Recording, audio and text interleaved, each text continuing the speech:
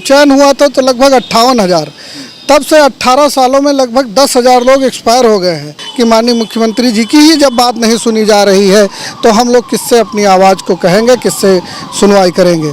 अगर 2 से 3 महीने के अंदर माननीय मुख्यमंत्री जी की घोषणाएं पूरी नहीं होती हैं तो हम लोग आंदोलन के विवश होंगे।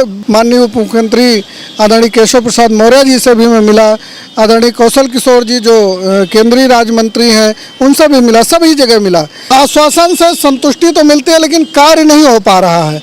माननीय मुख्यमंत्री जी से बहुत ही उम्मीदें हैं, दयाल प्रकृति के हैं, ये हम सब लोग जानते हैं, लेकिन जो हम लोगों को पता चला है कि काफ़ी अधिकारी हम लोगों की आवाज़ को उन तक नहीं पहुंचाते हैं।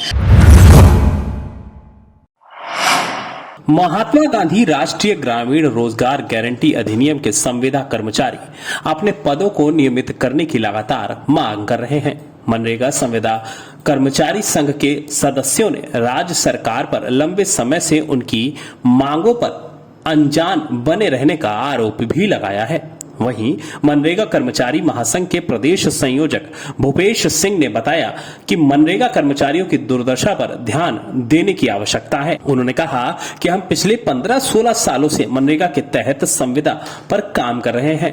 हम पिछले कई सालों से अपने पदों को नियमित करने की मांग कर रहे हैं, लेकिन सरकार ने हमारे अनुरोध को अनसुना किया है। 6 कैडर के संविदा मनरेगा कर्मचारी, जिनमें तकनीकी सहायक, वेयरफुट टेक्नीशियन, लेखाकार, ग्राम रोजगार सेवक, अतिरिक्त कार्यक्रम अधिकारी और कनिष्ठ अभियंता शामिल हैं। वे कहते हैं मानदेय में वृद्धि की मांग कर रहे हैं कि उन्हें कम मजदूरी मिल रही है जबकि कीमतें बढ़ रही हैं। उन्होंने बताया कि इतनी कम मजदूरी पर गुजारा करना बेहद मुश्किल है। हम बूढ़े हो रहे हैं और हम अपने माता पिता और बच्चों की जिम्मेदारी निर्वहन कर रहे हैं। हमें बुढ़ापे में वित्तीय स्थिरता की जरूरत है। पिछले 16 साल से ठेके के नाम पर सरकार हमारा शोषण कर रही है और स्थायी कर्मचारियों का लाभ लेने से रोक रही है। कई मनरेगा कर्मचारियों को पूरी प्रक्रिया का पालन करते हुए भर्ती किया गया था। उन्होंने बताया कि इतनी कम मजदूरी पर गुजारा करना बेहद मुश्किल है। हम बूढ़े हो रहे हैं और हम अपने माता पिता और बच्चों की जिम्मेदारी भी निभा रहे हैं।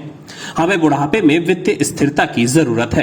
पिछले 16 साल से ठेके के नाम पर सरकार हमारा शोषण कर रही है और स्थायी कर्मचारियों का लाभ लेने से रोक रही है। कई मनरेगा कर्मचारियों को पूरी प्रक्रिया का पालन करते हुए भर्ती किया गया था, जिसमें समाचार पत्रों में विज्ञापन और मेरिट सूची तैयार करना शामिल था, और फिर भी इतने वर्षों तक काम करने के बाद भी मनरेगा श्रमिकों को नियमित नहीं किया गया। बता दें कि तकनीकी सहायकों को 12,000 रुपए, वेयरफुट टेक्नीशियंस को 6,000 रुपए, जबकि ग्राम रोजगार सेवक को 8,800 रुपए प्रतिमाह मिलता है। अतिरिक्त कार्यक्रम अधिकारी को 22,000, जूनियर इंजीनियर को 18,000 व अकाउंटेंट को 15,000 रुपए वेतन मिल रहा है। भूपेश सिंह ने बताया कि मनरेगा अधिनियम के तहत हम सभी को बहुत कम वेतन मिल रहा है।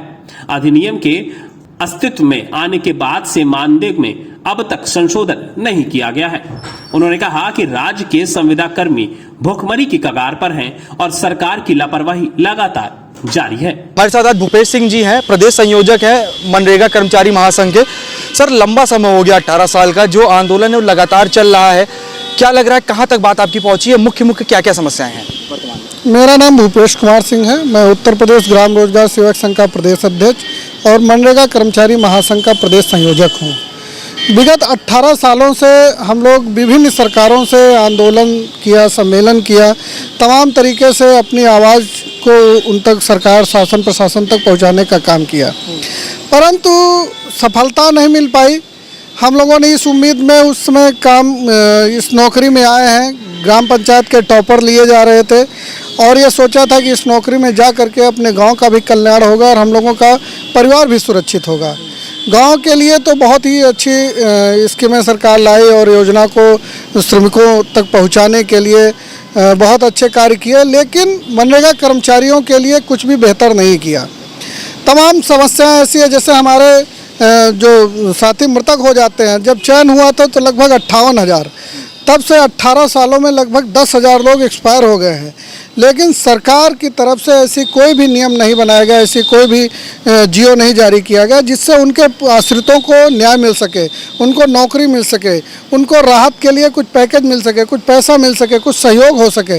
इस संबंध में तमाम बार आंदोलन किए गए। मैं आपको बताना चाहूँगा कि विगत 4 अक्टूबर 2021 को सूबे के माननीय मुख्यमंत्री आदरणीय योगी आदित्यनाथ जी ने एक बहुत बड़ा सम्मेलन लखनऊ के डिफेंस एक्सपो के मैदान में आयोजित किया था। हम लोग बड़ी उम्मीदों के साथ पहुँचे थे और उम्मीदों पे माननीय मुख्यमंत्री जी ने तमाम घोषणाएं की थी, जिसमें पहली घोषणा ये थी कि समस्त मनरेगा कर्मचारियों की HR पॉलिसी बनी थी। लेकिन आज लगभग 2 वर्ष पूरे हो रहे हैं, आज तक HR पॉलिसी के नाम पर कहीं पर भी कोई चर्चा नहीं है। जब भी विभागीय अधिकारियों से मिलता हूं, आदरणीय प्रमुख सचिव जी से, आयुक्त महोदय से, तमाम अधिकारियों से मैं मिलता हूं, माननीय उप मुख्यमंत्री आदरणीय केशव प्रसाद मौर्य जी से भी मैं मिला, आदरणीय कौशल किशोर जी जो केंद्रीय राज्य मंत्री हैं उनसे भी मिला, सभी जगह मिला, सभी जगह से आश्वासन मिलता है। लेकिन आश्वासन से उमेश जी कितना संतुष्ट हैं? आश्वासन से संतुष्टि तो मिलती है लेकिन कार्य नहीं हो पा रहा है, जो निराशा का भाव जागृत हो रहा है। EPF कटौती पिछले 8 सालों से लगातार EPF कटौती तो हो रही है, लेकिन उस कटौती का पैसा हम लोगों के खाते में नहीं जा रहा है, जो ये संकेत देता है कि काफ़ी जनपदों में इस पैसे का दुरुपयोग भी हो रहा है। डेस्क रिपोर्ट, अटल टीवी।